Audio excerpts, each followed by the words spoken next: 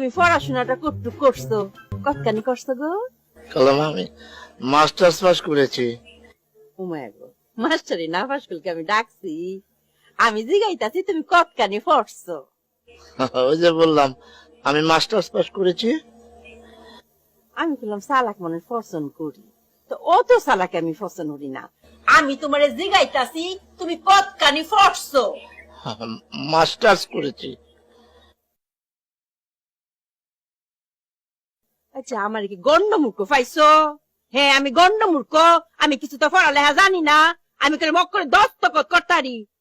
আম্মা, তুমি বুঝতেছো না, উনি তো মাস্টার্স পাস করছে। কি গো, কি হয়েছে তোমার?